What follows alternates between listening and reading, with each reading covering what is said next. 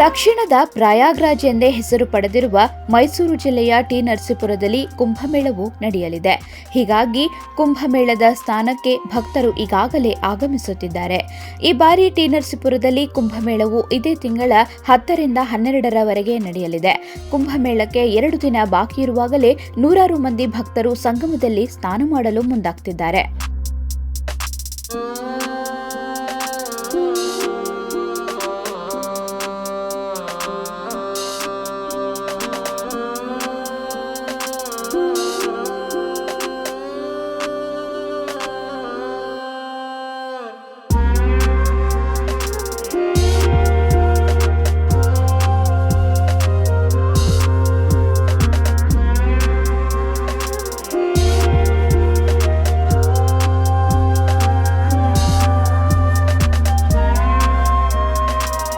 ಕಾವೇರಿ, ಕಪಿಲ, ಸ್ಫಟಿಕ ನದಿಗಳು ಸಂಗಮವಾಗುವ ಜಾಗದಲ್ಲಿ ಮೈಸೂರು ಜಿಲ್ಲೆಯಲ್ಲದೆ ರಾಜ್ಯದ ಅನೇಕ ಭಾಗದ ಭಕ್ತರು ಆಗಮಿಸಿ ಸ್ನಾನ ಮಾಡುತ್ತಿದ್ದಾರೆ. ಅನೇಕ ದಂಪತಿಗಳು ಸಂಗಮದಲ್ಲಿ ಸ್ನಾನ ಮಾಡಿ ನಂತರ ತುಪ್ಪದ ದೀಪವನ್ನು ಹಚ್ಚಿ ಭಕ್ತಿ ಭಾವದಿಂದ ದೇವರಿಗೆ ಹರಕೆಗಳನ್ನು ಮಾಡಿಕೊಳ್ಳುತ್ತಿರುವ ದೃಶ್ಯ ವಿಶೇಷವಾಗಿತ್ತು.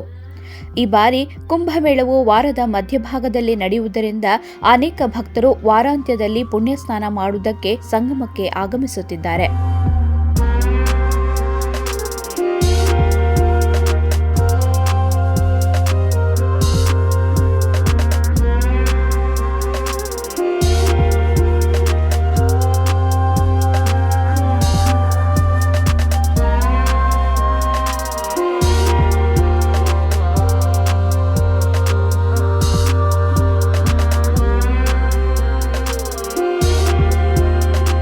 ಇನ್ನು ಕುಂಭಮೇಳಕ್ಕೆ ಲಕ್ಷಾಂತರ ಜನರು ಬರುವ ನಿರೀಕ್ಷೆ ಇರುವುದರಿಂದ ಜಿಲ್ಲಾಡಳಿತವು ಮುಂಜಾಗ್ರತಾ ಕ್ರಮಗಳನ್ನು ಕೈಗೊಂಡಿದೆ.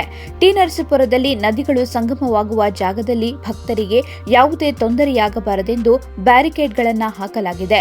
ನದಿಯ ಮಧ್ಯಭಾಗದಲ್ಲಿ ಕಬ್ಬಿಣದ ಬ್ಯಾರಿಕೇಡ್ಗಳನ್ನು ಅಳವಡಿಕೆ ಮಾಡಲಾಗಿದ್ದು ಭಕ್ತರು ಸಂಗಮದಲ್ಲಿ ಬ್ಯಾರಿಕೇಡ್ ದಾಟಿ ಮುಂದೆ ಹೋಗುವಂತಿಲ್ಲ.